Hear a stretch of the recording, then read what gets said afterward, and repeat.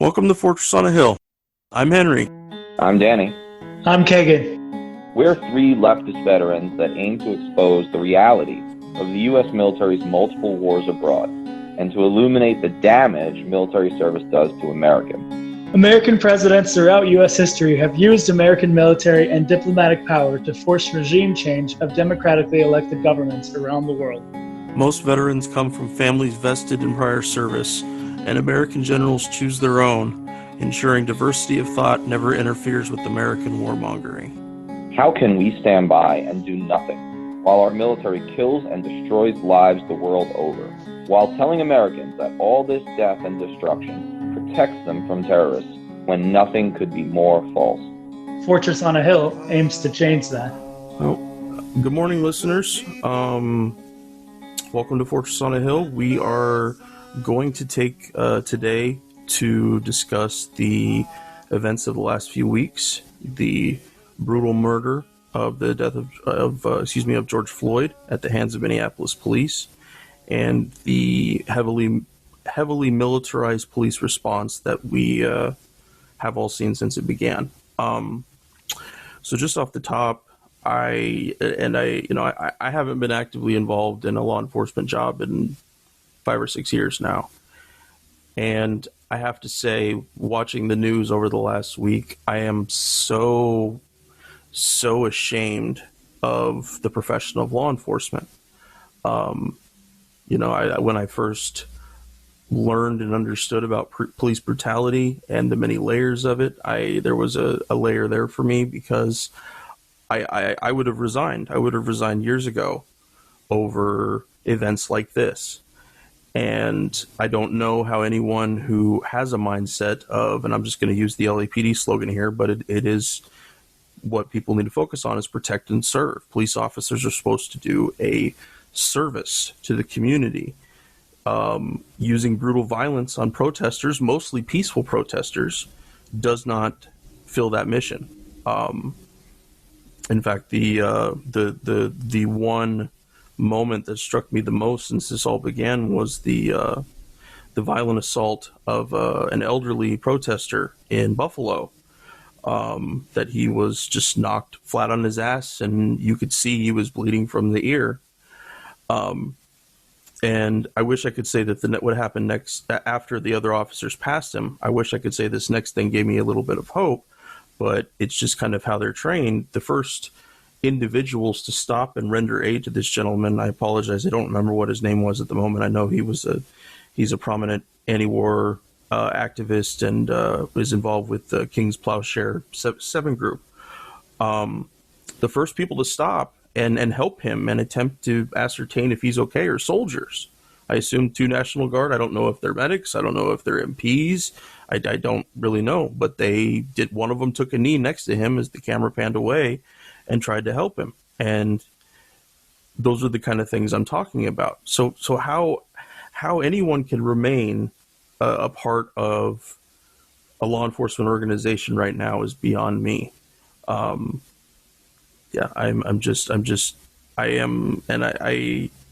I think to myself about the life that I would have probably led had my health not gotten really bad, which was the life of an agent at a 3-letter agency somewhere.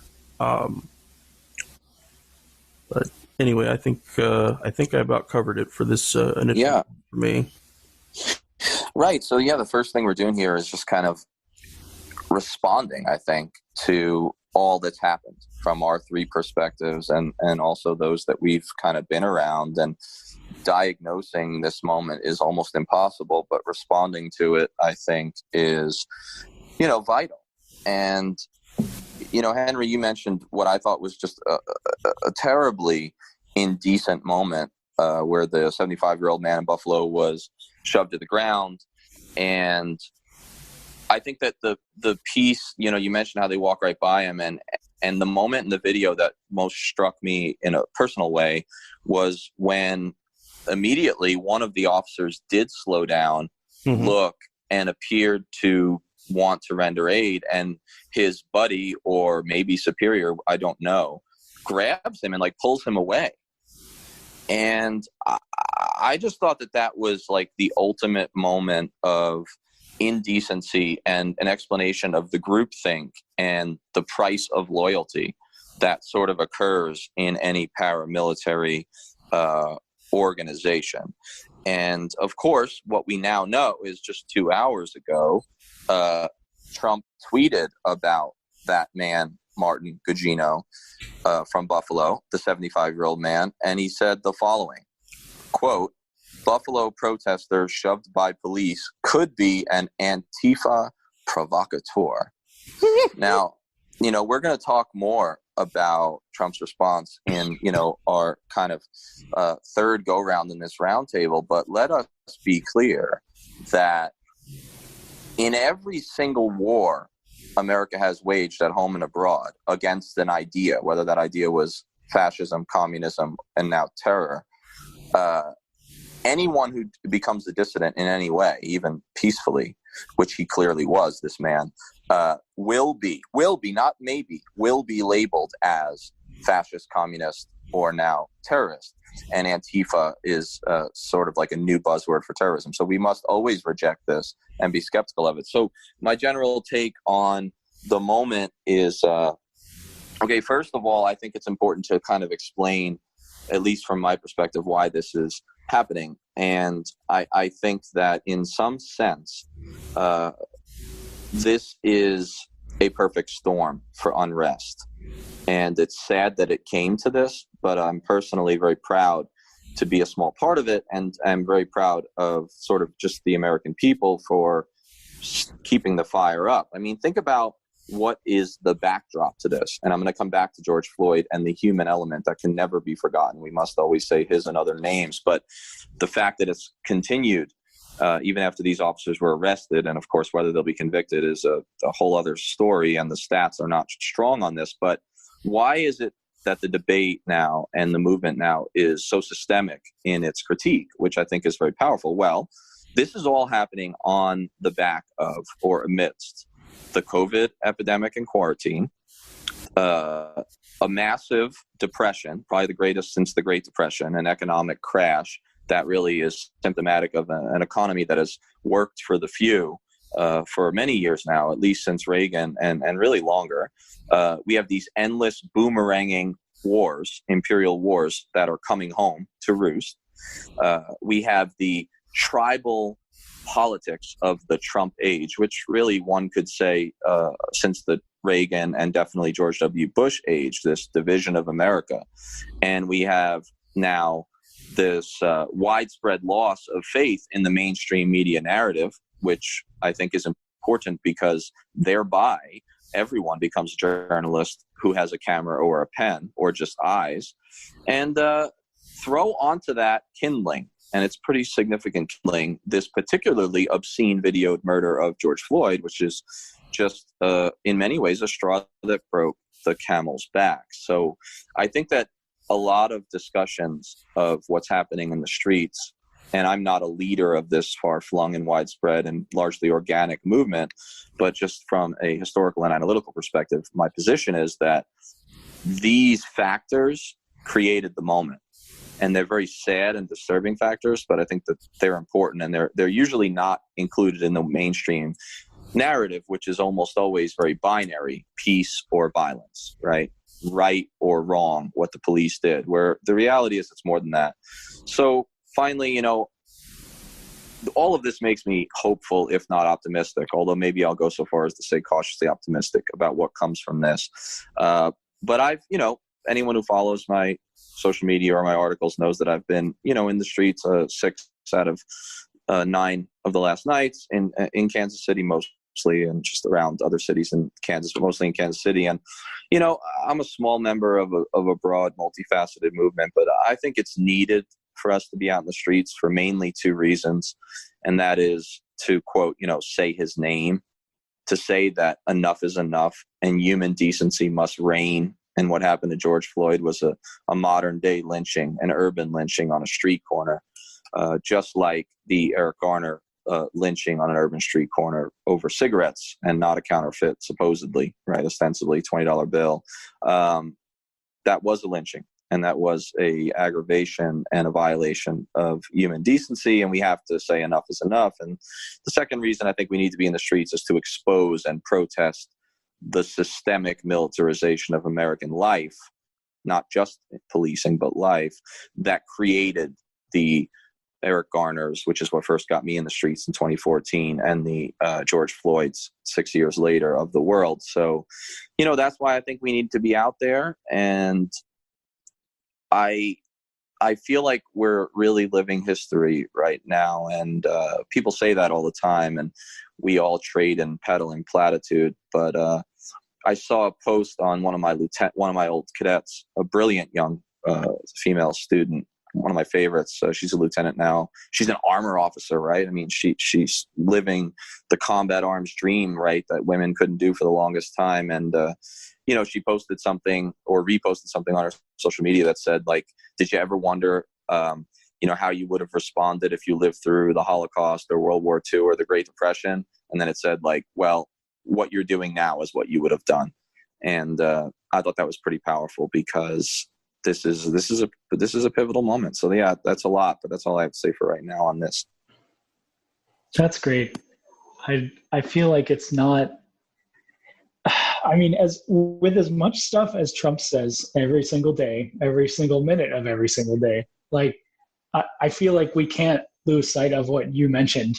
The fact that he is actively peddling conspiracy theories from fucking OAN, which is clearly just the most, it's like Fox News on steroids. If you guys have ever seen it, it's ridiculous. Anyways, yes, it's insane. I mean, the stuff that they say, it's just like, how can any rational person think that this is true?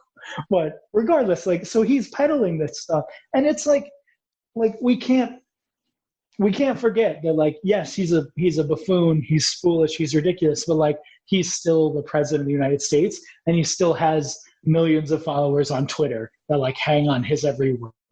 And it's just so annoying that, mainstream media especially isn't taking him to task on specific things that he says beyond just the outragey, oh my God, can you believe he said this? And I think that is like they're doing a real disservice to everybody who cares about this to not push back. And I feel like it's been interesting to see, like, lately MSN, NBC, and CNN, whenever Trump says something, or like one of his proxies, if you look at like the banner on the screen, and sometimes it'll say like really harsh things like Trump lies about blah, blah, blah. And I'm like, fuck yeah, like they need to be doing that more. Every time he talks, every time Pompeo talks, or Haley McEnany, any of the like mouthpieces for the administration, like that's the only way that people are going to get it, is if we see that, if we can, like, and the big organizations that, make up society, I guess, they're the ones that need to be taken care of. Absolutely. So, yeah, absolutely. This is really important what you're saying. It's where an individual, I don't know, Kagan, I don't know if this is what you're driving at all, but as I was listening to you, I couldn't help but think that where an individual or where an organization of any sort, any public organization, falls on this issue in this moment has become a competence and an ethical litmus test. Are you sensing that? Oh, totally. Yeah. Like we're seeing, I like something that we said, or that I heard a lot last night, and like I've been hearing lately, is just, whose side are you on? And while I am loath to take the like binary position like that, I do think that this is a time to make a stand. We have to not be afraid of like pissing people off, because that's the only way that stuff gets actually done. In history, like we just look at history and look at what, forces things to change. It's not people being nice and, saying, oh, hey, come be a part of our thing and like help us do this. I mean, yes, that's part of it, but it's also like you have to push it in their face and force people to acknowledge what is like what's going on. And I'm loving seeing a lot of my white friends, posting these things about like, oh, I learned this today, or like, I didn't think about this until now.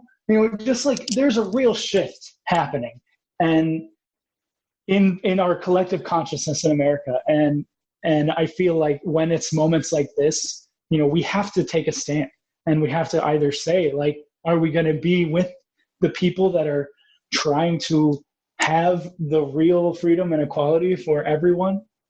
Or are we going to be with the state and with the people that are just saying, oh, everything's fine, don't worry about it? And I mean, like you said earlier, like we're at the culmination of these three things. We've been in this war of terror for 20 fucking years almost now, which is just insane.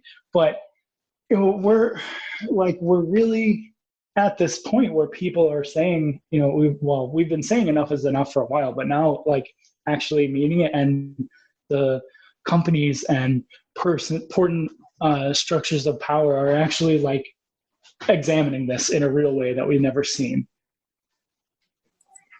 Yeah, definitely. I've made a brief career out of like arguing against, any sort of Manichaean or binary divisions when it comes to war. But I will caveat that by saying that there are particularly rare, and I think this is one of the moments in history where you do have to take sides. You do have to choose. And, in the Spanish Civil War, when there was like a fascist overtaking of Spain in the 1930s, which was kind of the lead up to World War II, it was the rumblings, it was the preview.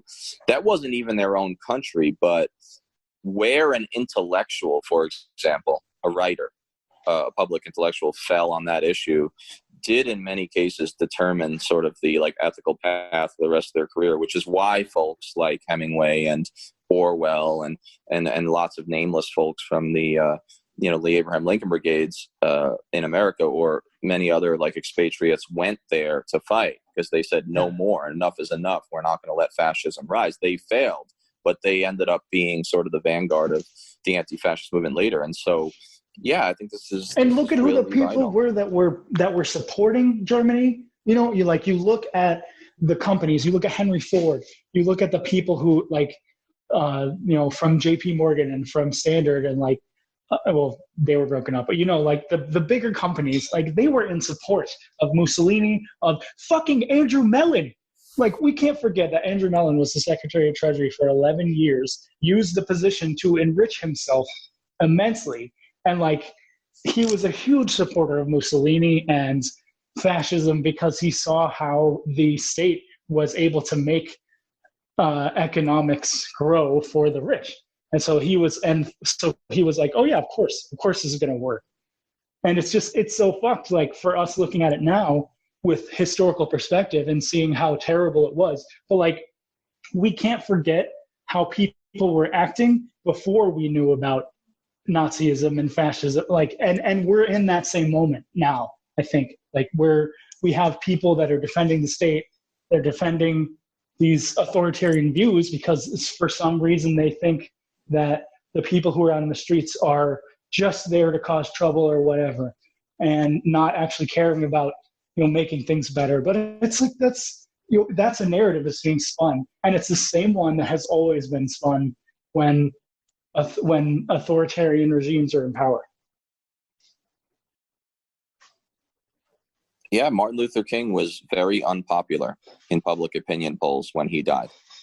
Yeah. He was only canonized later, and I do think that like the positions people took publicly, what they wrote, what they said, that's like forever because it's in the internet, is going to come back and bite folks later. Like, this is going to become that litmus test. So as we sort of transition, just because I should have said it up front, like what we're going to do is, Henry's going to jump in now again because he's got some really interesting thoughts, especially given his own experience and research on police militarization. So we're going to go around the horn on the police factor and how they've been militarized in many ways, and then we're going to kind of transition more specifically to the actual military in America's streets, which is a extraordinarily discomforting thing, and then finally we're going to sort of go back around one last time and talk about the dissent that we're starting to see in a remarkable fashion, more so than since at least the end of the Vietnam War of soldiers and veterans against the state and against the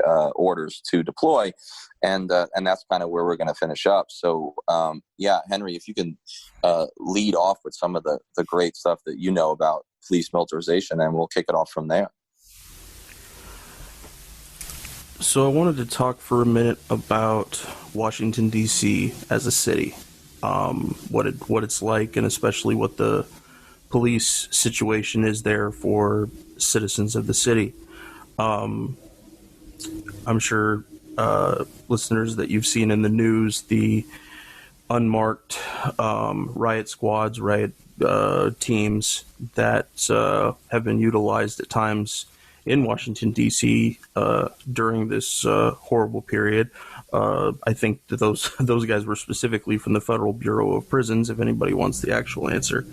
But the point I'm trying to make is that the president and all of his cabinet members and other people that lead LEO agencies, especially including the Attorney General, they are able to pull massive amounts of manpower and firepower immediately from all these different federal agencies. And if you're on vacation, if you're walking in Washington, D.C., walking past a variety of government buildings, you find out that almost every agency has its own police force. And a lot of those agencies, even ones that aren't involved in going after criminals in any way, have their own SWAT teams, like the Department of Education. I don't fucking know why, but the Department of Education has its own SWAT team. But it makes real quick, Henry. Is it safe to assume that the Education Secretary Betsy DeVos's brother Eric Prince is probably like the CEO of that? I think so. I think that is great. I'm sorry, I couldn't help myself. You know, the he's the mercenary in chief. They're going to make a new cabinet position called mercenary secretary, and I think Eric Prince already has it. Sorry. So the president and his other people, his cabinet, other members of the state, other members of the government can call in these massive amount of police officers, and there's no real checks and balances on what they're used for. This also includes the Joint Counterterrorism Task Force, which, according to recent reports that I've seen, aside from being previously used against political dissidents or activists of different stripes, mostly leftists, that they're trying to use the authority of the task force to go after some activists now and referring to them as terrorists. So it's important to understand this citadel of Washington, D.C. in terms of, I wrote down here, I'm calling it an American police fortress, because that's really what it is. And this huge army of officers is exactly that. It is a literal army that the president and others can call in to be used for any given situation. Here's a really good example of something that has changed recently, that the DEA got a special exemption, a temporary exemption, to be able to do surveillance on protesters, which is not at all part of their mandate. But because they're calling, it's an emergency, that there's rioters, that there's agitators, Danny, right? All the various synonyms for that. They are able to push the panic button and bring in all these different law enforcement agencies. And it even moves out from there, from Washington, D.C. The CIA has their own cops. There are, and I've mentioned both in social media and when we spoke to Larry Wilkerson, that I've already seen military police, I don't know if they're active duty or National Guard, but out there on the front lines right alongside regular cops in riot gear. And I don't think that's a good thing. I think that is a very much a slippery slope to walking into even further layers of militarization. Why doesn't the D.C. mayor have control of the National Guard in Washington, D.C.? That's a question I've been asking myself a lot recently, because the president was able to call it the D.C. National Guard and use them in whatever way he wants to with his authority. But the mayor, the actual sovereign leader of Washington, D.C., who makes decisions about D.C., should have that authority, but she doesn't. And I know that DC, I mean, it's essentially kind of I wouldn't say the president's play place, but it's definitely the government's play place. I don't know, I wanted to mention to you guys a specific moment. There was a picture of National Guard troops in riot gear standing on the steps of the Lincoln Memorial. That made me really, really angry, although it is very prescient for our time, given the connections to police brutality and pushing down Black Lives Matter. Now, I wanted to talk a little bit about the weapons that are being used by police against protesters. We've discussed in the past different ways that weapons of war can hurt people even if they're not being used defensively. A good example would be the tiny concussions that a soldier can get from using a machine gun. But we're going to talk about how this is affecting the protesters. So first is tear gas. Now, tear gas, also called CS and CN, I can't remember what those designations mean at the moment, but it is banned as a weapon of war. In the Chemical Weapons Convention that our country signed, it is not authorized to be used as a weapon of war. However, it is given a specific special exemption to be used as a domestic riot control agent, and I put the words riot control in parentheses. That term, I've seen it so many times this last week, and it's written in the way that it implies that whatever device it's attached to, if it's tear gas, if it's a projectile launcher, pepper balls, that its only acceptable use is on riots and rioters, therefore it's not used at other times. So if it's getting used, then the word presumption must be that its target must be rioters. I just thought that was funny and morbid. I found a 2014 study conducted by the Army that determined that CS gas, which is something that all new soldiers and officers get exposed to at one time or another, that it does cause actual damage to the lungs, making one much more susceptible to getting upper respiratory infections, which is a major problem for basic training troops. The study itself led to a decrease in the severity of CS gas used in basic training, trying to minimize transmission of illness and minimize any damage to people's lungs. During the coronavirus epidemic, the use of CS not only becomes a concern for any individual who has to breathe it in, but an additional transmission chance for the virus. CS causes people to cough uncontrollably, trying to get it out of their system, meaning that anybody who carries the virus, even if they're asymptomatic at the moment they're gassed, they would now be coughing up millions more droplets of the virus than they would have been otherwise. Then there's rubber bullets. And rubber bullets is another misnomer because they're rubber-coated bullets or riot rounds, however you want to see them. Some of them are made of wood, some of them are made of a hard composite plastic, and some of them are made of metal. One study that I found, it had documented a total of over 1,900 injuries from rubber bullets. 15% of those injuries resulted in permanent disability. 3% resulted in death. When the injuries were to the eyes, they overwhelmingly resulted in blindness. There's been numerous reports, I think I can think of 3 right now, where specifically reporters, but other protesters, have been hit in or near their eyes and have lost their eye. I've seen that at least 3 times, and I'm sure there's probably more that I didn't notice through the news. But the most important thing about the rubber bullets is to get around cops euphemistically referring to them as rubber bullets, which they are not. They can be different sizes. They can be shot out of a 40 millimeter grenade launcher, the kind that Danny and I and our troops used to carry in war zones. Then we move on to flashbangs.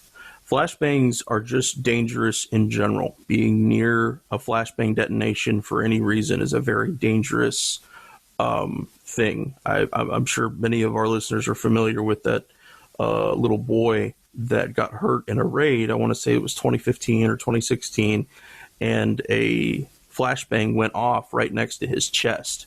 and he had to have extensive surgery. I don't know what the status of his health is today, but I know that he was hurt very, very badly because he was close to it. You can get burns, you can get small amounts of shrapnel wounds. Your vision, it's supposed to be temporary, but people have had long-standing vision issues from it, and of course hearing damage. There's also the chance of losing your fingers or other appendages if the thing goes off that close to you. This was something that I carried as a soldier. I carried a flashbang with me on patrols, and it's very, very destructive, but it's being treated right now as a common, easily used, easily needed weapon against the protesters. We come then to pepper spray. Pepper spray has a whole bunch of different ways to deploy it. There's the small handheld canister that most patrolmen carry.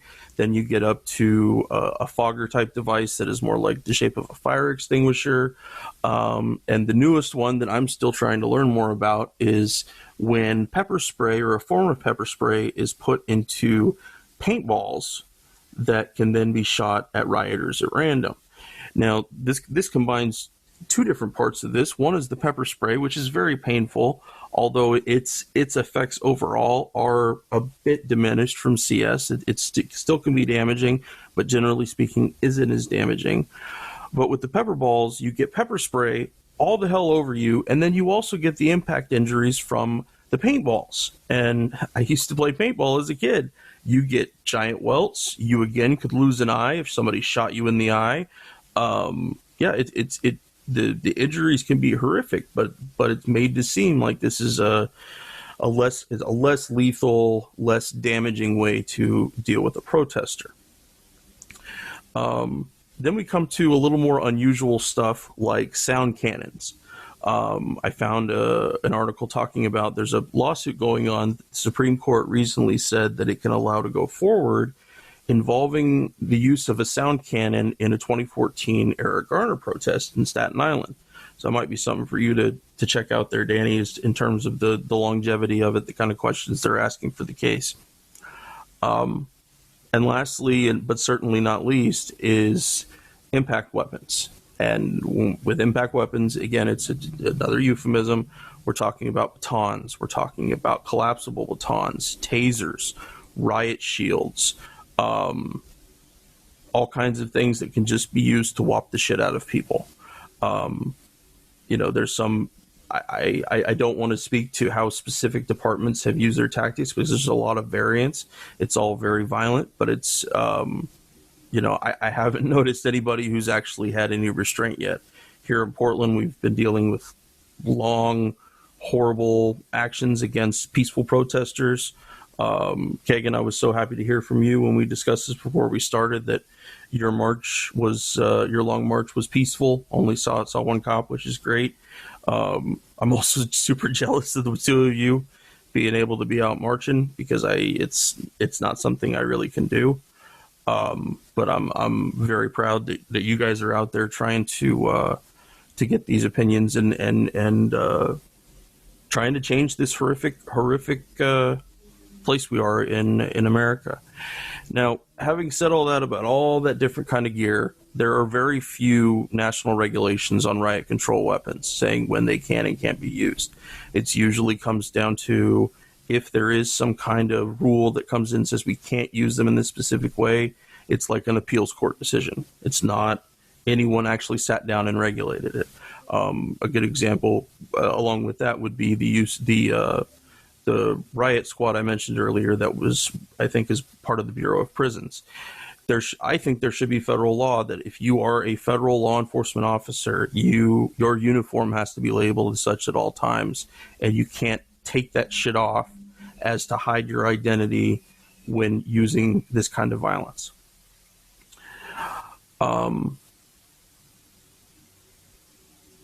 Yep, I think that's all I got to say about that for the moment. That's all incredibly great stuff, and I'm so thankful that you went through the individual kind of weapons of war, right? Because that's what they are. These are weapons of war that are utilized against the American people. The war on dissent, the war on protest, the vast vast majority of which is peaceful, right? And that's not me taking a position on peaceful versus not peaceful. I think that we must understand the roots of the limited violence that we've seen, especially in the last week where it's really calmed down. But at the same time, just on a personal level, yeah, I'm something close to a pacifist out on those streets. So while I'm not judging every aspect of what's going on out there, personally, yeah, I'm glad to see the peaceful stuff, and I was glad to hear that report from you, Kagan. And I've seen most of that in Kansas City. So I have a few comments on some of those, 3 of those weapons. When I'm anecdotal, which I will be to some extent, and personal, remember that I'm speaking through my narrow soda straw aperture here in mid-sized Kansas City. But Kansas City is, like the largest metropolitan area in like maybe a 200 or 300 mile radius here in the middle of the Midwest, the Eastern Great Plains. So let's start with like the pepper spray.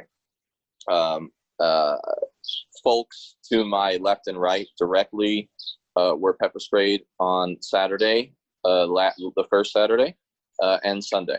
And, I got some, back spray, but I was pretty lucky. It is painful. They were using the Kansas City police when they were really geared up on Saturday and Sunday of the first day of protest. They were definitely more aggressive, and they had those kind of larger canisters that look almost like small fire extinguishers. And what I'll say is there's a personal side to this. There's a character function here. And what I mean is what I witnessed was variation among individual police officers in their willingness to use, the threshold at which they use things like pepper spray.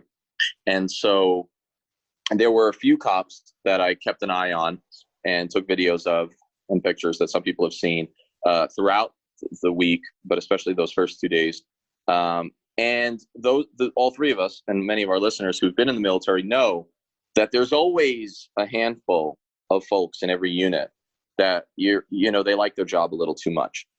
And there was this one police officer in Kansas City, African-American, very muscular, looked the part kind of police officer, and he enjoyed his job a lot. And he was extraordinarily aggressive and physical with always peaceful protesters in terms of what I saw on the ground. And, he was really big on, and he wasn't a sergeant or anything either, from what I could tell. Although they weren't as good about marking their uniforms with names and rank as I wish they all would have been. There was very little standard that just really wouldn't have passed muster, even in like a line army unit where everyone has to look the same. But, he was criminalizing space in a very arbitrary way. And so were other officers and some of their leaders, where we'd be allowed to stand on one, curb 1 minute, and then like literally 90 seconds later they'd say, no, now you can't stand there anymore, we've decided it's illegal, you're breaking the law, we're going to arrest you. And when a woman, a very peaceful and relatively diminutive woman, was just like stood her ground, she was pepper sprayed right in the eyes. And obviously I took a video of that got some attention on Twitter. There's a paradox here with any paramilitary organization or any organization that executes and manages force and violence. And that is, to quote Kurt Vonnegut on a macro scale, Vonnegut says, and he's so funny and always right, he says, there's one fatal flaw in our Constitution, I'm paraphrasing, and I don't know what to do to change it. And he says, and that is that only crazy people want to be president. And of course, it's funny, right? Because it's true. Like even someone like Obama, like to think that you should be in charge of the quote free world is insane, right? Well, you could say the same thing about police and soldiers, right? In many ways, the only people you want, especially in like domestic community policing, the only folks that you want to do that job are folks who don't really want to do that job, right? People who don't take a lot of relish in it. And that paradox is difficult to break. And so I saw that with individual officers, which then moving on to tear gas, that I was gassed more than once and did suffer some of the,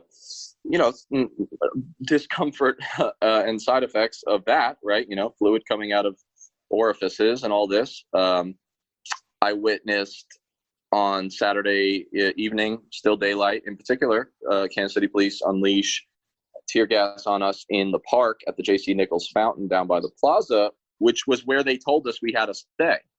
And because some folks stayed in the street and sort of held their ground, their response was to, tear gas the entire park that they had told us we had to stay in, criminalizing peaceful protest. They have been better since, and they've really demilitarized, which I'll get to. But, this was profound. I mean, there is something, as I wrote, sort of paradigm shifting and altering the way you look at your government when you watch strangers frantically helping other strangers pick up their multiple children to run from tear gas because there were still kids in the crowd. You talked about the effects of tear gas and how it's used on, CS is used on soldiers in basic training. Of course, the first time that I'd been exposed to CS was in, the gas chamber at cadet basic training in late July of 2001. And this is my privilege talking as a white man and a veteran. I truly, even a year ago, would have thought it unlikely that I would be tear gassed by my own government. But of course, now we are through the looking glass, and that's something that happened to me. And I haven't thrown so much as thrown an empty water bottle, right? So, but yet, and I neither had the people next to me by and large, but yeah, we were gassed. Finally, on the rubber bullets, have not been hit with a rubber bullet, thankfully. Folks were on a admittedly limited basis in Kansas City. Much more in other cities. It's correct to note that rubber bullet is a euphemism for real bullets, steel bullets that are just encased in rubber. When I think of rubber bullets, based on my own sort of like historical interest, and then like my family, which was like vaguely supportive of Irish independence and the Irish Republican Army, and I was kind of raised on that and watched all those movies and read all those books even as a kid, I always associated rubber bullets with like Northern Ireland. Right. Of course, they're used elsewhere. They're widely used in Kashmir, which is the largest military domestic occupation in the world. There's 500,000 Indian troops there, right? Maintaining Indian control against the population who doesn't want to be part of India. But the idea of it being used widely in American streets is disturbing. And maybe it shouldn't have been, because it has been used in the past. But I think through a lot of our privilege, those of us who don't live in these marginalized communities of color, the idea of rubber bullets being fired willy-nilly into American crowds was almost unthinkable. And now, of course, we're seeing it exposed. Final point on the police militarization, I was, I wear like my Veterans for Peace shirts and all that. And I kind of wear my colors and identify myself in solidarity. But, because of that, I'm a relatively clean-cut looking white guy in a shirt. I've had some local media approach me in these protests and kind of interview me on the spot. And I had an NPR reporter come up to me on Tuesday night, which was a very quiet night. And there were still riot police. That was the last night that I saw riot police in mass out in the Kansas City streets. And he asked me why I was there. And I talked about police militarization, and he played devil's advocate immediately. And he said, well, why are you so upset basically about like the drones and the sniper teams above us, on these buildings? Don't you want them there in case some crazy person rolls up with an AR-15, and starts shooting at the crowd? And of course, I thought this was a little bit of hyperbole and sort of obfuscation, but I answered it and I said, well, yes, I mean, in a broad sense, the police should protect peaceful protesters.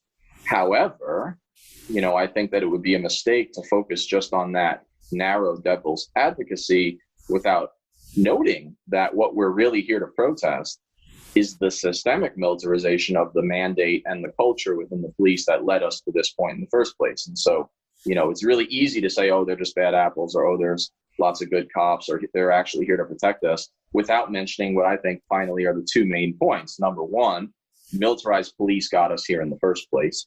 They created the George Floyds of the world. And number two, the thing that the NPR reporter didn't point out, and I made sure to, was, hey, if someone does roll up here with an AR-15 and shoot up this crowd, make no mistake, he was almost definitely influenced by Trump's Twitter calls for the MAGA goons to come out and sort of, undertake vigilante justice against peaceful protesters. So let's not let the president off the hook. Let's not let the system off the hook. And yeah, Henry, thanks for bringing that all up. And I think police militarization is a topic we have to keep an eye on.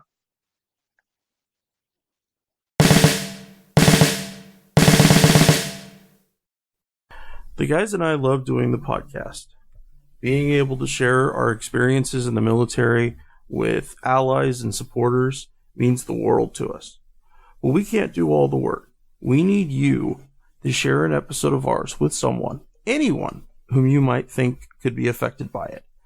A young person looking to join the military, or possibly parents advocating for a kid joining the military, conscientious citizens who care about the violence the U.S. wages in their name, advocates for women and people of color who understand the harsh environment the military creates for minorities and inflicts on those same minorities across the globe, and anyone else you think might be affected by it. Please take a moment, share this with them.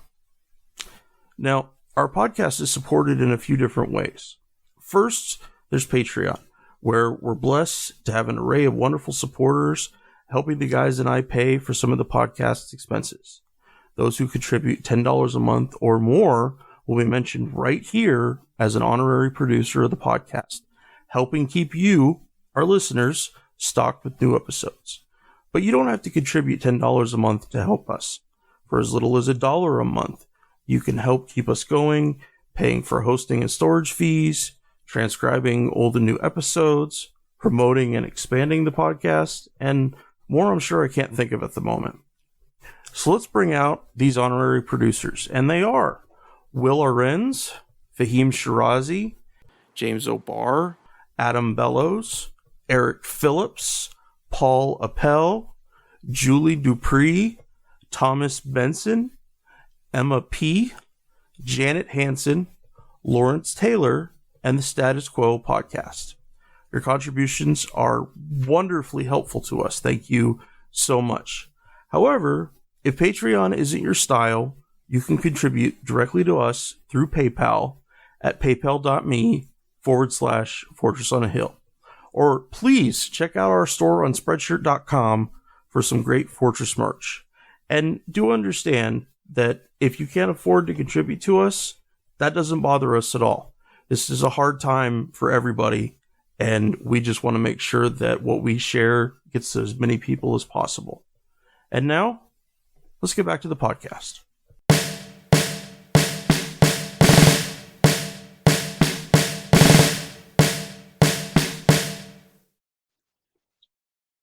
I would add on top of what you said, just the fact that, like, if anybody doesn't see how militarized the police have become after everything that's going on right now, they're just being willfully ignorant. Because everything that's going on, we can say, okay, Minnesota, like, that's the focal point for, the beginning anyways. That's where a lot of people were, like, focusing their attention. But the fact that we're seeing this across multiple states, multiple cities, it's not like Henry said, there isn't a lot of national guidelines on how to use this. So it just shows these are the tactics that are put in place, that have been put in place because they're in this bubble of, police, de-escalation tactics or whatever the fuck they call it, to make it look pretty, but it's not what it is. And it's just frustrating that we have people that are, I was talking with my aunt about police, and she's very on the side of them. And she was just, I posted the NPR article about, do we need the police right now, or do we need them at all? And she was like, I actually agree with a lot of this.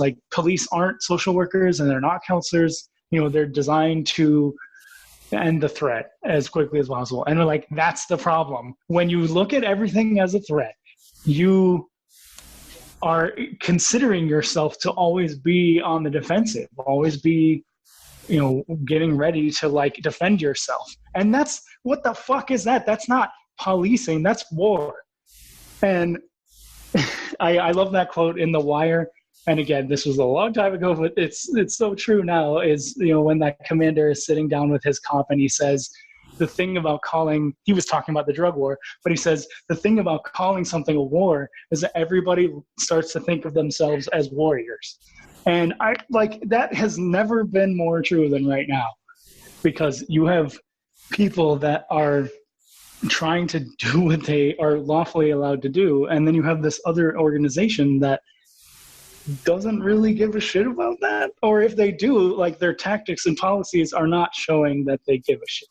And we can go round and round and talk about bad cops versus good cops, but like you said, it's like the policies that need to change and the tactics.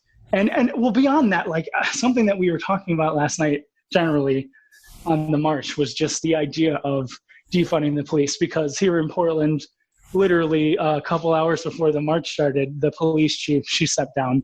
She hadn't been police chief very long, but she felt like she needed to do that, which, okay, that's great. That's great that she made that decision in place of an African-American man who seems a little more amenable. But again, like, it's not individual people. And I love that that was the first thing everybody said. It's not one person. It's not, oh, let's change the face. It's the fact that, like, this system, this institution is thoroughly broken, and we need to come up with something new. And there are people who have been creating systems like this of community policing, where it's your neighbor, it's the people that are actual volunteers to go and help you and help the community. And that's, I don't know, I think that's where we're going. It's going to take a while to get there because the police unions are strong, but it's nice that we are seeing this big sea change of people being like, we can do better. We can do better than the current system we have. And instead of reforming it, let's just start from scratch.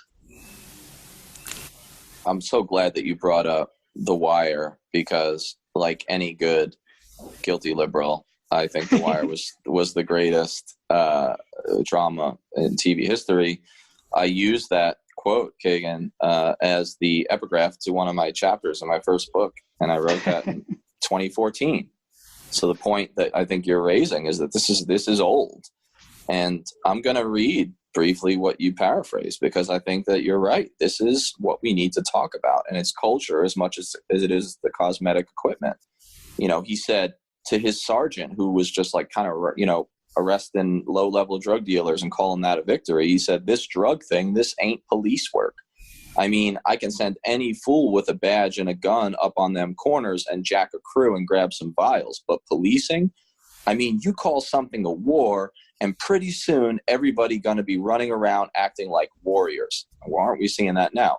They're going to be running around on a damn crusade, storming corners, slapping on cuffs, racking up body counts. And pretty soon, damn near everybody on every corner is your fucking enemy. And soon, the neighborhood that you're supposed to be policing, well, that's just occupied territory, which I think transitions for Henry to jump back in to the use of actual troops, because this is occupied territory, and we are seeing what I called the empire and the foreign counterinsurgencies boomeranging back home. Oh, I just wanted to say one more thing about, Henry. I appreciate the fact that you called out the fact that Danny and I are going. I want to say, like, we shouldn't feel bad about people that can't physically be there. Like, there's a lot of reasons why people can't physically be there, and that's fine. It's just like the people who want to support, then donate money to bail funds, donate money to the ACLU, donate money to, the people that are the groups that are organizing the events. Like, there's plenty of ways for people to get involved without actually physically being there. I appreciate that, brother. Thank you. And you're right. It's that even if you can't march, even if you can't, be on social media a whole bunch, there are steps that people can take, and please take them. Please find an organization that supports Black Lives Matter, that supports the fight against police brutality, and talk to people there. Donate money to them. It's we're finally starting to see the cracks in the system here a little bit. Like I said, this is a moment to keep fighting and keep pushing. So, I had one thought that I wanted to cover real quick, and it had to do with a little bit what you were saying, Danny, about that there's certainly always has been a strong presence on the right in terms of supporting police brutality, calling it other things, but it's important that we call out the weakness, the apathy of ordinary mainstream liberals. I found this morning a note I added just before we started that there was a leaked 2015 memo written by senior House Democrats who advised their party members not to show public supports for Black Lives Matter. This was in 2015, during Barack Obama's time in office. Why was it that the first black man in office really did nothing for Black Americans, especially regarding police brutality? So we have to look in two directions. One is we have violent people who believe protests need to be put down, and on the other side we have hapless politicians who have no issue or have no compunction about not sticking their neck out for the people they actually represent.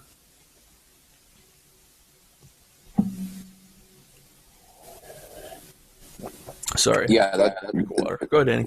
No, that's an important point. I mean, Malcolm X talked about the threat of white liberals. He said, like, there are many whites. I'm quoting him. There are many whites who are trying to solve the problem, but you never see them going under the label of liberals. In other words, he sees them as dangerous, and that the true, like, accompanying allied whites, go beyond polite liberal Democratic Party politics. And, he said the white liberal differs from the white conservative in one way.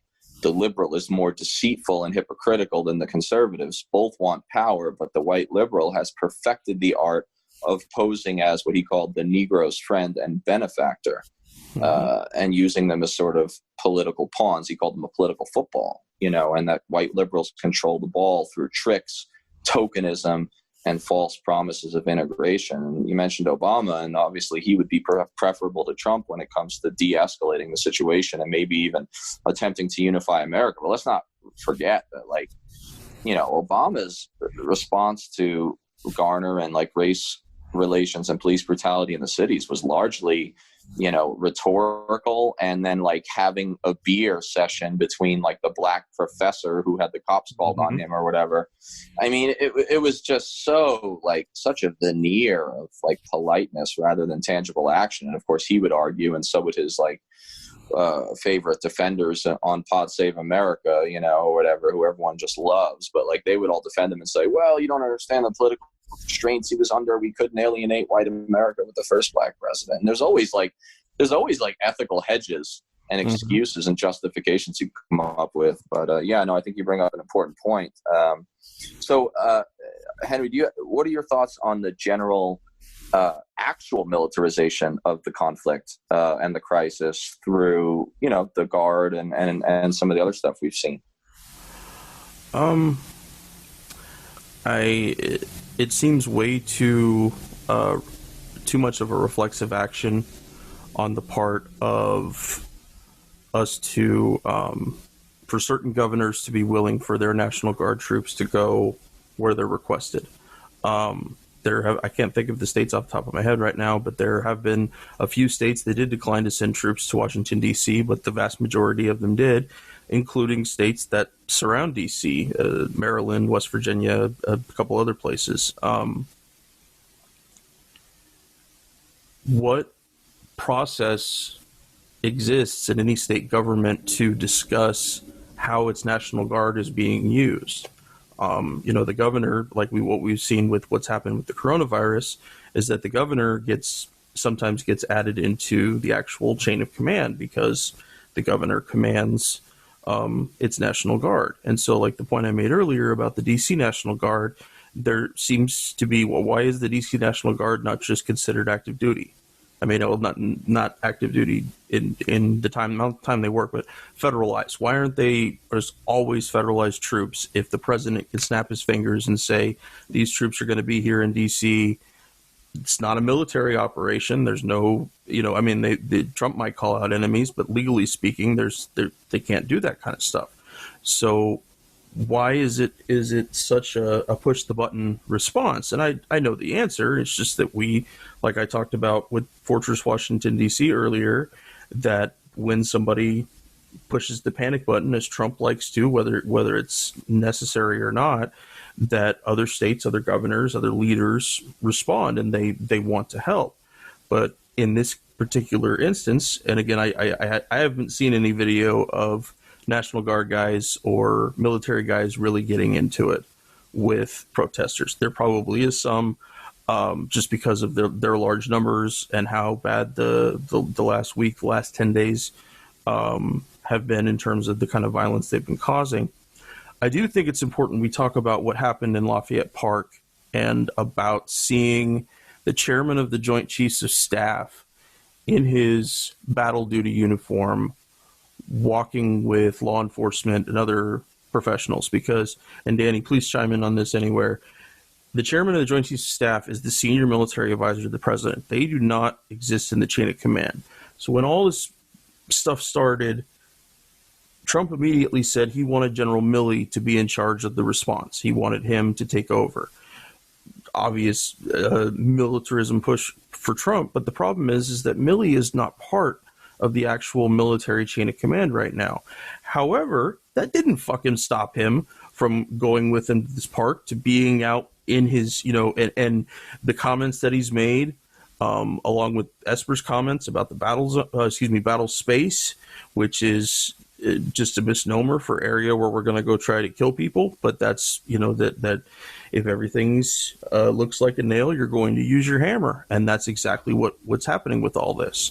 Of course, after the horrible treatment of the peaceful protesters in Lafayette Park, both of them immediately backspinned away from all of this, not taking any responsibility for their part, except to say they won't go testify to the House Armed Services Committee about their role in that violence. They're totally happy to do it, but they won't talk about it in a congressional hearing atmosphere to let the American people actually get some information about what actually happened. So we're seeing huge amounts of military power, of military, foot power, foot soldiers, and demonstrations, shows of force. Danny, you know how much the Army fucking loves that phrase, show of force. Those guys standing on the Lincoln Memorial, this whole, almost that's Fortress Washington. When I say that, I think that image. And that's the reality. That's how it was when I was there. I lived there for 5 months in 2003. I literally worked at the Pentagon and checked IDs, and I was very much part of that law enforcement apparatus that was there in D.C., and it's terrifying to think about now. But I'm uplifted to hear that most of the National Guard troops in the D.C. area are going back to their states. I need to do a little more digging on that because I want to confirm outside the mainstream media. But yeah, I'm aboard. I'm aboard with the leadership choices, with calling or the threat of active duty troops from the president when it hadn't even been that long, and the threat to send the American military to violate their state sovereignty and their choices to deal with the protesters in the way that they see fit. I'm not saying they should use violence or not, but I am saying that state versus federal authority should have a solid wall between it. I think that's it. No, I'm so glad you brought up Mattis and Esper, who should both immediately resign. Not only Milley, I'm sorry, yeah, Mattis. He should have resigned over Yemen, but anyway, he didn't. He resigned because Trump even hinted at pulling out of Afghanistan and Syria. But I digress from St. Mattis's character. Anyway, I am glad that he spoke out. By the way, Milley and Esper should immediately resign. Esper simply because I hate him. No, I'm just kidding. That I do, but because of his look to the language, as Christopher Hitchens said, right? Look to the language. He used the term battle space to describe and dominating the battle space. He used these military buzzwords that we all know because that's the language of the institution he runs and that he was sort of raised in before he became a lobbyist for that same industry on the corporate side. So when you go to the military, don't be surprised, right? When that's the way they talk and the way they think. And it was utterly inappropriate, and he should have never really been involved in the conversation in the first place, but he ought to still resign for, well, really a million reasons, conflicts of interest with Raytheon being one of them. Milley should resign because allowing himself to walk the grounds with law enforcement and become what I would consider literal fuel on the fire. I mean, a walking accelerant for a raging arson job that was a government arson, not a protester arson. Really just, it calls so much into question about his character and morals that, like, I couldn't even look that guy in the eye. I already didn't like him, but I mean, it's insane what he let himself become a tool of. And I don't accept his apology, and I don't accept his pivot. He needs to go. He was promoted beyond his level of competence. He is a walking Peter principle.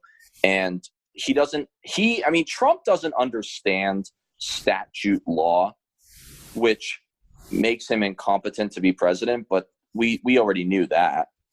But Milley ought to know better. He ought to know and advise, which is his primary role under the Goldwater-Nichols Pentagon Reorganization Act of 1986, that as chairman of the Joint Chiefs, he not only does he not have a position in the chain of command and actually commands nothing, but his role is to provide sound military and in some sense constitutional advice to the president. And he should have known, like, listen, putting me out on the street or even saying publicly, do you want me to lead the response, is like utterly inappropriate. And if you continue to do it, I'm going to have to resign. But he's a company man. He's a mid-level manager masquerading as a strategic leader. And that's what we usually get at the top, because those are the folks we promote, are company men, not principled men. So this was really, really dangerous. You mentioned Fortress DC.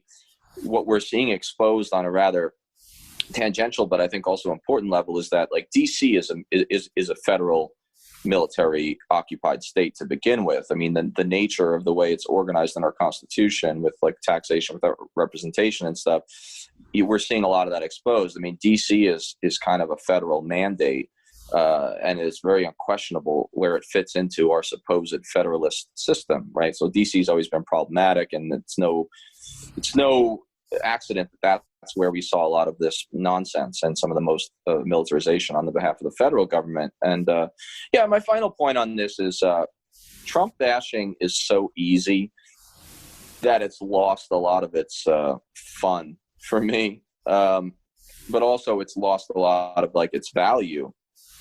Jimmy Dore talks all the time about how it's beating up on the village idiot. But there are moments when leadership, even executive leadership, is vital. And Trump's unfitness from a character and competence perspective is on display, perhaps more than it's ever been, as if we needed more evidence.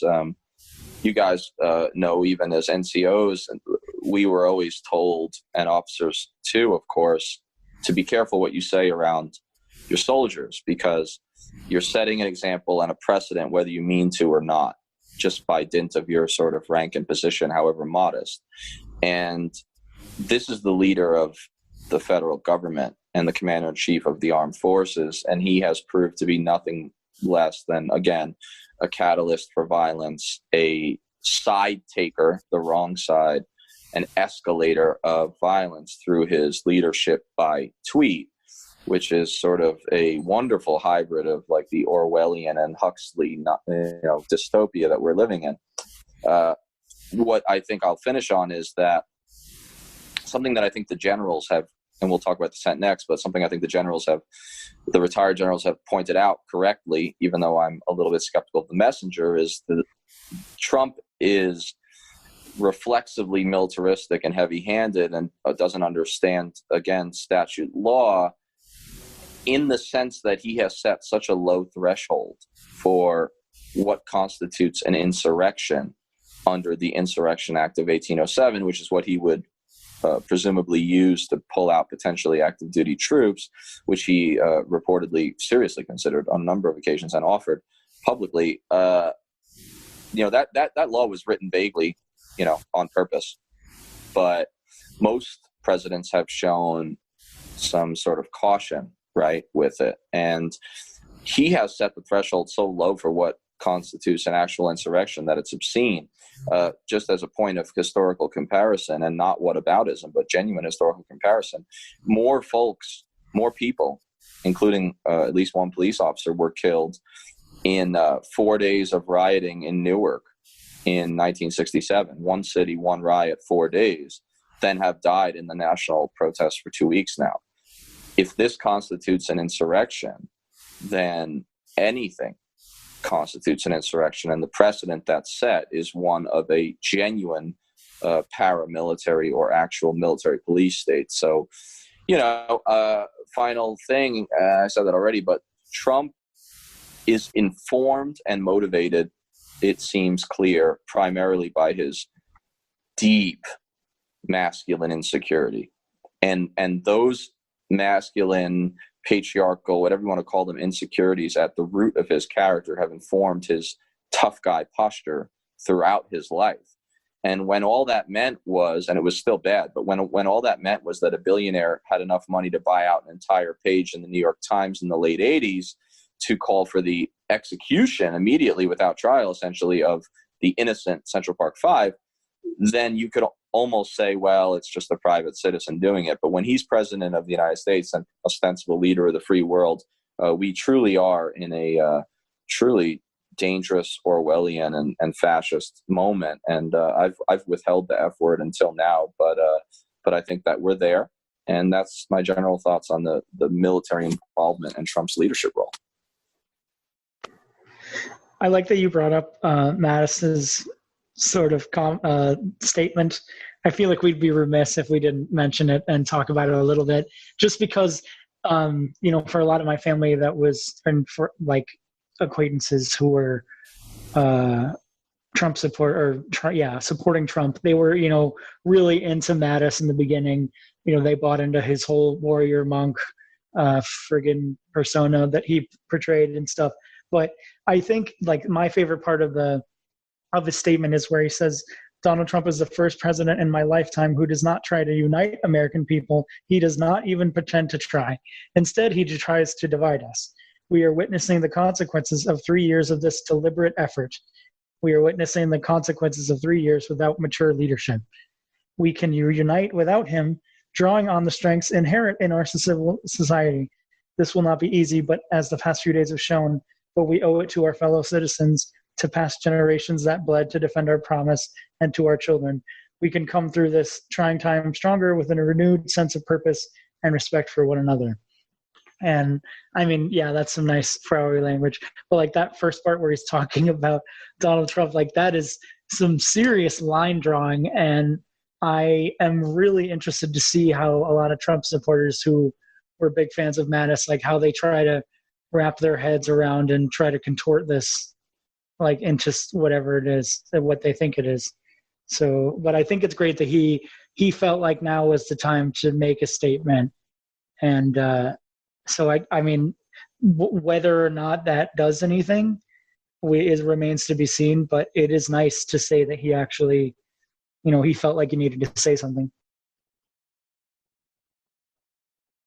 Yeah, I think it's important. And now we're dipping into our and it's okay, it's good. We're kind of dipping into our last go round on the military dissent. And part of that, I think the most important part is the rank and file dissent, which we'll get to. But from the generals, using Mattis as an instructive example, I think it is remarkable, the united front, that at least anti-Trump front, which is dangerous to make it just about Trump, but the remarkable united front of the retired generals, even guys like Dempsey, who have like spoken out in the past and said, you shouldn't speak out as a retired general. Even he thought he had to. So like everybody, even Colin Powell, who's like the perennial latecomer to the game, have jumped in.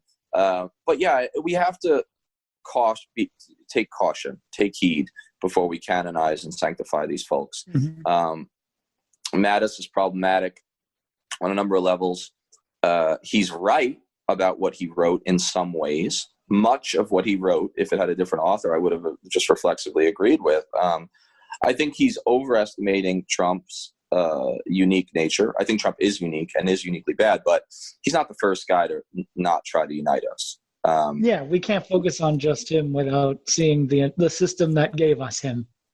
Absolutely. And look, when Mattis, this sudden, peaceful, this new peacenik that they're making him out to be, when Mattis said that it's a hell of a lot of fun to kill people, publicly said that, was quoted saying that, George W. Bush was president in 2005. And I'm sorry, but if we are going to forgive the sins of Bush and act like he was not a divider in chief himself, whether it was Katrina or the war in Iraq and calling all Democrats essentially like un-American because they were against that war, which was, of course, built on lies, like then I think we're remiss. And I mean, Reagan did the same thing in Central America and on almost every issue in the early 80s when he declared the first war on terror in 1981. Right, exactly 30 years before this, or 20 years before the second one. So, yeah, I mean, Mattis is a troubling figure.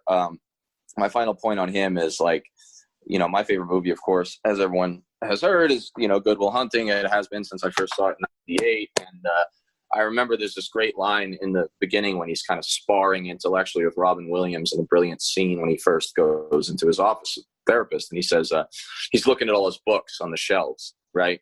And he's judging them.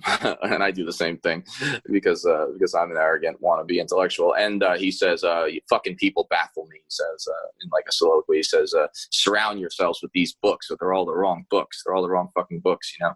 And my point is that Mattis has in some ways self-cultivated, but it's really a media creation, this image of the warrior monk. We always hear about how he's never been married, how he doesn't sleep, how he reads so extensively, and he has this library of thousands of books. And that all sounds great because I'm a library of thousands of books guy myself. But I would submit, I haven't seen his full library, although I've seen his reading lists, his recommended reading lists. And by and large, he's reading the wrong books. Okay? So just calling yourself a reader or an intellectual doesn't mean that you're actually going to understand what's really going on, because he has misdiagnosed the system forever. And I will say this, I think that while I agree with much of what these generals said, and I'm glad they did speak out, because I think we all have to use our platform in a positive way when we can. Let's not forget that A, they were latecomers to the game. B, they're not particularly vocal on any of the systemic stuff. They're more focused on Trump's individual discrete actions. And C, I can almost guarantee you that none of these guys were out in the streets in any real solidarity. And if anyone wants to say that's because they're too old, I'll point to the man in Buffalo, Gugino, who was 75 years old and shoved and bled from the head by showing solidarity in Buffalo. So, let's just be careful about the canonization. Let's not look to the top for solutions. Let's not look to the military, even you and I and Henry, for the solutions. Let's go to the grassroots and remember that no major change for justice or rights, liberty, civil, were ever given. They were always taken. And that doesn't necessarily mean violence. It can be a Gandhi-esque way, but it was always taken. And the polite liberals or the government structure has only responded when they felt they had no other choice, and they were under massive pressure from the streets, so to speak. So yeah, we got to be careful about the about these generals and take what they say with some caution, I think. Well, and I mean, the people, like, you look at any revolution or rebellion, when they're successful is that moment when the instruments of power, of force, turn with them. Like in the Philippines before Duterte and everything, but when they had, it was that moment when the police and the military are like, we're not going to fire on these protesters, and then joined with them.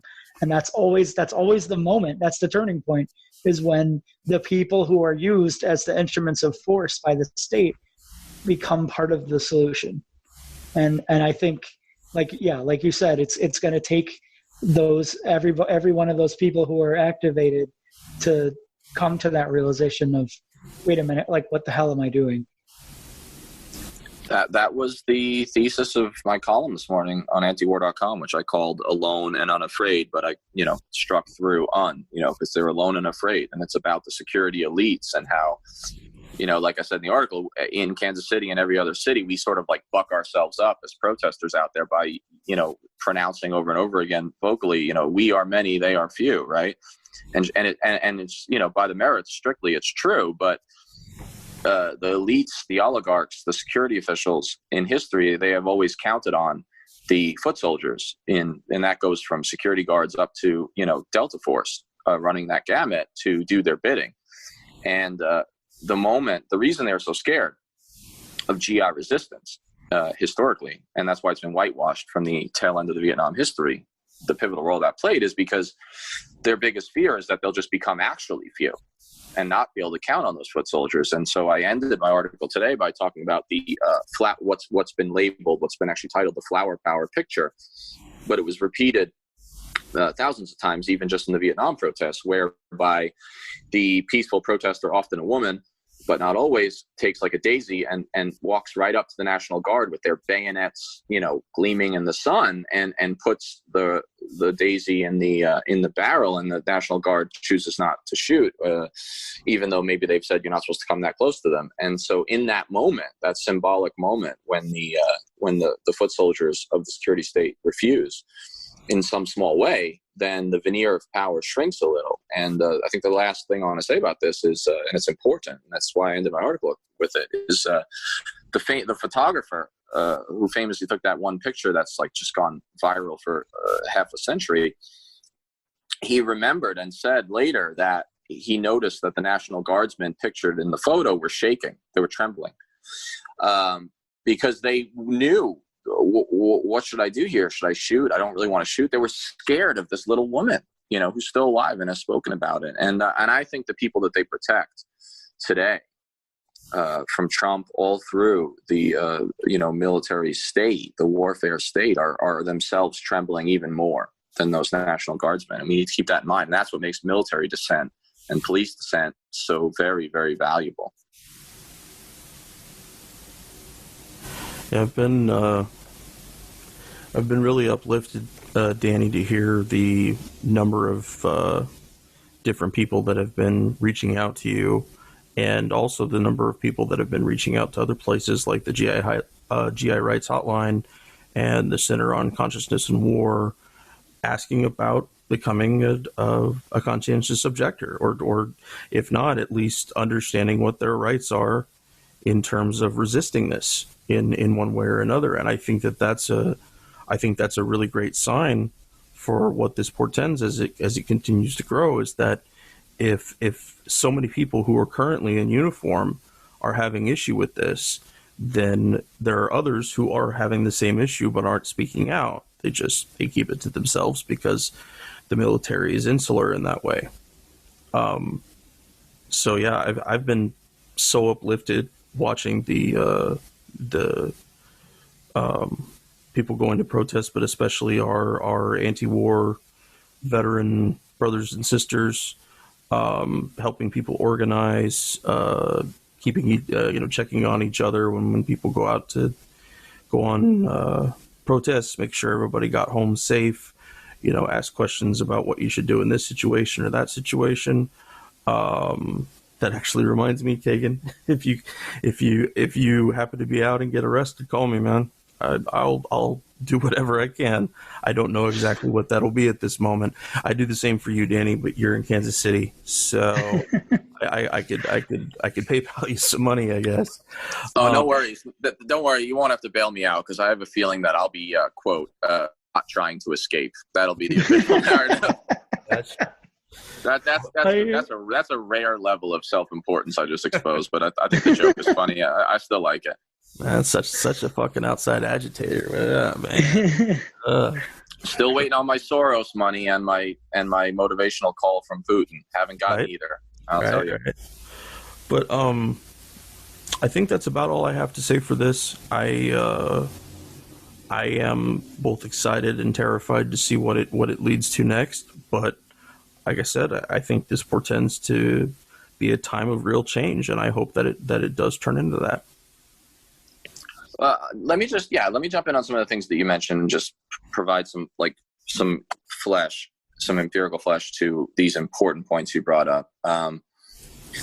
About Face, which has really kind of like joined with other major anti-war veteran organizations like Veterans of Peace, but not only them, in a real show of solidarity, has put out this open letter, Stand Down for Black Lives. As of 2 days ago, we're recording right now on June 9th, as of June 7th, there were 881 veterans who had put their names publicly. And that's important because your name shows up on the letter when anyone else clicks on it.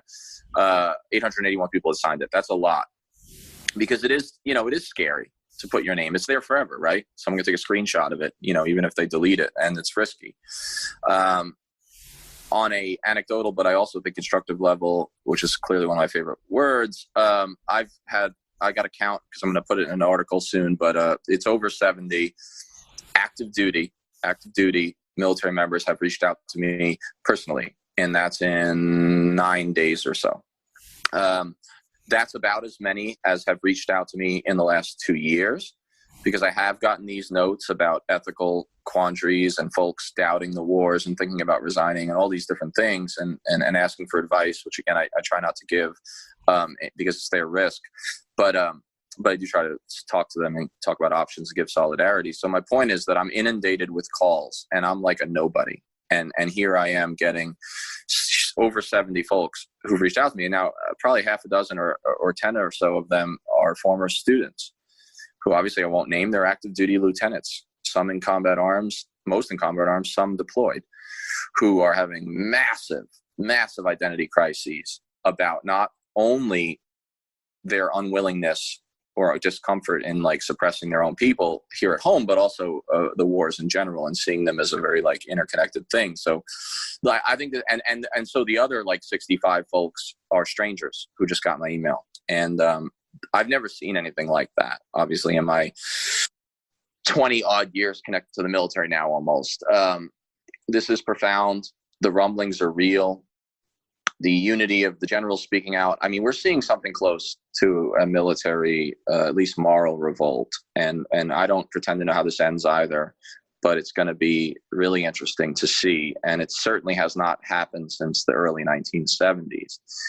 And the fact that it's happening with a volunteer military, which operates largely out of like an economic draft through bonuses, paying off colleges, and a poor economy, is even more remarkable, because the draft was gotten rid of and the volunteer force formed actually by Nixon in a very cynical way in order to eliminate veteran dissent, in order to eliminate the protest movement of civilians because they wouldn't be worried about getting drafted, and in order to tamp down on some of the rumblings that were happening within the military itself, because they were like in the early 70s during the Vietnam War, there were these cafes and underground newspapers, and there were entire platoons refusing to patrol. And then in 551 cases just between 1970, when they started counting, and 1972, actually only halfway through 1972, 551 times soldiers rolled grenades, or in other words, fragged was the phrase, their officers or NCOs, causing, I think, 86 deaths. It was 86 deaths, in fact. In order to avoid, and I don't support murder, but in order to avoid that in the future, they came up with this volunteer military. So to see 881 signatures so far, it's probably close to 1,000 now, is pretty remarkable. And the last thing I'll say is About Face has nominated and asked me to serve as one of their kind of lead spokesmen on this campaign. And there are a lot of other folks as or more qualified to do that, particularly folks of color in the organization. And I'll just say that I was flattered and humbled by their choice to ask me. I think that it demonstrates some faith in me, but more so the idea that we want to try to reach out to folks who might not otherwise agree with us. And sometimes a relatively clean-cut spokesperson might seem like a tactical way to achieve that. But I will say that regardless of whether that was any of the motivation, one of the things that stands out about Face, and to a large extent Veterans for Peace, especially the younger generation of Veterans for Peace, is the intersectional nature of what we do. And it's about solidarity. It's about what the assassinated Archbishop and friend of the poor in El Salvador, Oscar Romero, who's recently been sainted by Pope Francis, what he called accompaniment, which is really just a willingness to stand beside, not necessarily try to lead, but try to be a good shepherd. And also, well, shepherd's a bad word because that's kind of like leading, but try to be a supporter of the marginalized. And About Face has done that repeatedly, and we're seeing it now. And it's why I always wear my veterans gear out on the street, because what I'm saying is, no, I'm not trying to make this into an anti-war protest, but what I am trying to do is draw connections between what these people are seeing on the ground and what I've seen overseas, but also to show that those of us who are involved in other seemingly discreet, but not actually movements like anti-war are here for you. We're with you. You know, we're not leading you. I'm not the white messiah out there. I actually try to step back as much as possible, as I think we ought to in this moment, and reflect on our own blind spots as white men. But accompaniment and solidarity is important. And About Face was at Standing Rock. Like, let's not forget that. About Face and this new, young, post 9/11's anti-war veteran movement has been intersectional from the first. It's inspiring. It scares the powers that be. And I will end my point here by saying something is afoot, folks, within our military ranks. Something profound is afoot. I don't know where it ends, but I am hopeful about this moment and the solidarity that's been shown. And it does go beyond just the lefties. It goes beyond those of us who read Trotsky, and it goes to the libertarians in movements like Bring Our Troops Home, who, we don't agree about a lot of things. We may not even agree everything about the protests, but there is a wide range of veterans who are skeptical of the warfare state, and they geographically span from the Mountain West, where that libertarian organization, Bring Our Troops Home, is, kind of situated, all the way to, the more far left organizations. And I think we probably fall on the left side. So the point is, this is a broad movement, geographically, physically, and cerebrally in a certain sense. And, I'm just proud to be the smallest part of it. And I think that the pod and those of us who are in the streets are doing our best to contribute. Yeah, that's my last thought on military dissent. It's incredible. I'm so proud. Sometimes I want to cry when I read stuff like posts by Brittany or stuff from About Face. It's great stuff. And I'm glad that you brought up that's so cool. I'm so happy for you, dude. That's really great. I feel like, the three of us are cis, straight, white dudes, right? And so I think we do a good job of acknowledging our privilege. And there's always more to learn. There's always more to acknowledge. And I like, my hope for humanity is that we just get into that space of, especially white people, like, we just get into that space of wanting to learn and then being uncomfortable. Like with some of the things that we may hold, and it's not like I think it's wrong if you learn about something and then are willfully ignorant of it afterwards. If you are willing to just say, oh, this is a problem, but it doesn't affect me, or I'm not personally involved in this, so what does it matter? And like, that's the attitude, that apathetic attitude that needs to change.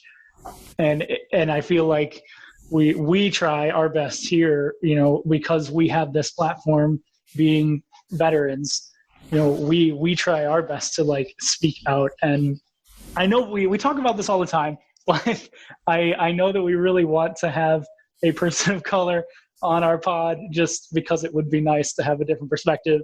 So if there's anybody out there that wants to be like, any female, any people of color, anybody wants to be a part of our pod, like, please don't hesitate to reach out to us to ask. Like, we want to hear other people's voices. So. Yeah. I think, Henry, do you have anything before we close out? No. I think I'm good. Well, let me just, be the insufferable and verbose Leo here, and just, kind of close out by saying, to quote the great East Coast rapper, and oh, by the way, rap was better before, folks. I'm sorry. It stopped mattering in the late 90s, and I'm just empirically correct about that. To quote Nas, one love to our brothers and sisters who are out there in the anti-war movement, and then also in the non-veteran community, and in About Face, those of us who are like particularly active daily are checking in, as you mentioned, Henry, every day on our threads and just showing support. And a lot of folks are struggling with the symptomatic kind of flashback and PTSD aspect. When you get tear gassed by your own government and you're walking around Kansas City or Washington, D.C. or Baltimore, and Kansas City looks like Kandahar and Baltimore looks like Baghdad, it's bringing up, these people are sacrificing. A lot of our brothers and sisters out there in the anti-war movement who are showing solidarity are really sacrificing because it's very difficult. It brings up a lot of bad memories to be back in a war zone, and that's what it felt like, especially the first weekend. And I just want to say that we really do genuinely love you guys, and if you take nothing else out of this, just like take care of each other. check on each other, and be kind. Like, it's the simplest thing in the world. Like, if I tell my kids that, I don't care if you agree with me on everything. I mean, I would love you to be a little, like, neo-Marxist, but, like, take care of one another and be kind. It's the simplest thing, whether you ground it in religion and the New Testament or secular sainthood. Just be kind to one another, man. These are tough times and we got to watch out. And I'm just so proud of everybody. It's amazing. Thank you. Thanks, guys. We're on Twitter at Fortress on a Hill, and also at Facebook.com at Fortress on a Hill. You can find our main blog page and our full collection of episodes at www.fortressonahill.com. iTunes, Stitcher, Google Podcasts, Patreon, Spotify. You name it, almost anywhere you listen, we're already waiting for you. And hey, we're always in the market for more Patreon supporters. Please consider becoming a patron at patreon.com. And if you're not into giving us a monthly payment, think about giving us a couple bucks on PayPal. The link is in the show notes. Skepticism is one's best armor. Never forget it. We'll see you next time. And listen to my song. I hope